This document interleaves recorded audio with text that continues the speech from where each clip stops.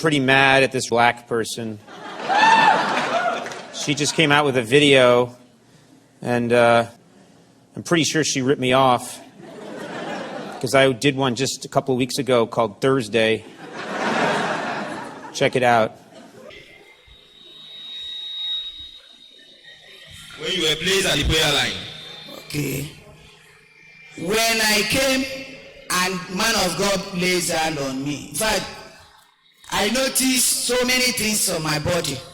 If you watch the television, you will see when I came in, it wasn't how I felt when the man of God touched me. So I feel very, very free with my body. Put your hands together for Jesus.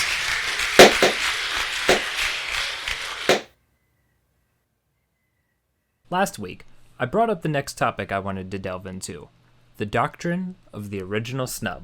This is just one original snub. In the short time I spent making this episode, I came up with 2 more snubs that we could look into. Snub, rebuff, ignore, to fuck off. These snubs in particular more so entail greater beings than us, be them political, religious figures, corporate figures, whatever, interacting in such a way that is negative that it forever drastically changes the course of the people below them. Thus, why Discordians cannot have hot dogs, because of the original snub. Let's just jump right into it. Forever and some time ago, Zeus hosted a wedding banquet for Thetis, a goddess of water, and Peleus, a king. As with any cliché party, all the cool people got invited, save Eris, the goddess of chaos. She was kind of a troll, and Zeus was in no mood for her fucking with the normie gods and goddesses. To what should have been nobody's surprise, this upset Eris enough to concoct a plan of revenge. She created a golden apple and inscribed on it Callisti, which here means to the prettiest. She then waltzed into the party and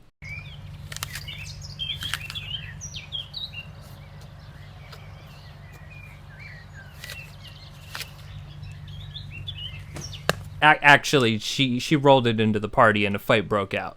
Between 3 goddesses, it was Athena, Hera, and Aphrodite. After calming things down, Zeus did what he did best and just put it on somebody else. He was like, one thing I should... Excuse me for 1 second. Of course. Oh, well, that was wonderful. Good time was had by all. I'm pooped. And who did he choose? Paris, the Prince of Troy. They had to play fair in this contest as best as they could by bribing the shit out of him. I would never, ever take a bribe or ask for a bribe. Never, ever would I ever do that. So how do you describe the language in the text messages that are provided in that indictment? Because I think to the average person, they look at that and it seems pretty cut and dry. Yeah, well, no, I'm glad. That's why I'm... Athena, being the goddess of war, presented knowledge and war glory. Hera whispered of riches and wealth. But oh, it was Aphrodite who provided what most men couldn't resist. What did you say? I said, balloon tang. What? I said, balloon tang, yeah. And so Aphrodite got an apple and Paris got screwed. She made it so that Helen, at the time the wife of a Spartan king, was now Helen of Troy. And thus the Trojan War occurred, and the Discordians can partake of no hot dog buns. So there's the base version. That's the Discordian version. But what I was thinking about is interesting, is from the concept of Christianity, for instance. And from here, I would say the original snub would probably be Lucifer when he got kicked out of heaven originally. Now, he got kicked out for being a fucking cocky little shit, but if he hadn't been kicked out, and if he hadn't been so and so forth, we wouldn't have gotten the snake at the garden, feeding the apple to Eve, causing humans to have free will and knowledge, and apparently fucked us up pretty bad. And so, if it weren't for that, if it weren't for the snubbing of Lucifer being booted out, we probably wouldn't be where we are today from the point of Christianity. So that was a pretty short one, but it's not much to explain. I don't know. No. It seems like a pretty simple concept. The second and far more amusing original snub is a bit more complicated, and it comes from right here in Kekistan, which I am a newcomer of. And what better way to explain this than the YouTuber who unintentionally planted the seed for this concept, the skillful pooper, Emperor Lemon.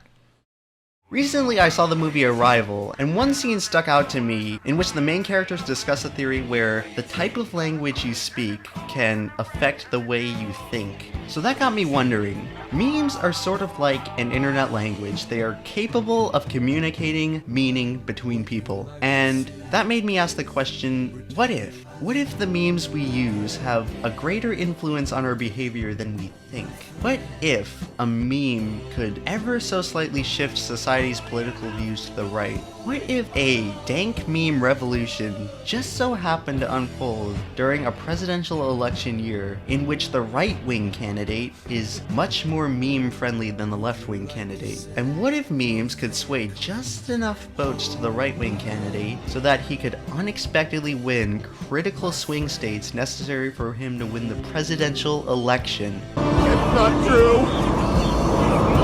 That's incredible! There's been an awakening, alright?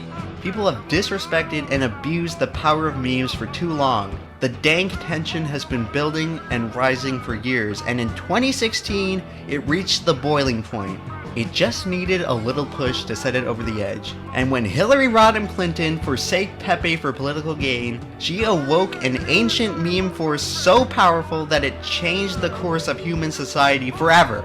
The cult of Kek has been unleashed from its dormancy. An entire year of joking around about memes has reared its head, and now a dank meme has been elected President of the United States. And it doesn't matter who you call triggered anymore, because all of us have triggered a dank meme ascension, the likes of which we couldn't even imagine. But hey, that's just a theory. A meme theory. Thanks for... From these three tales, we can glean a pretty good idea of this original snub and what it means as a greater effect to the groups involved. I'm actually curious if you have any snubs to share. I frequently engage in the comments and would love to open up the floor to discussion. I mean, I'm here all the time. This is all kinds of cool stuff. Like, let's get on this. On a related note, since there are at least 5 viewers, what do you think would be an interesting topic? Got any questions?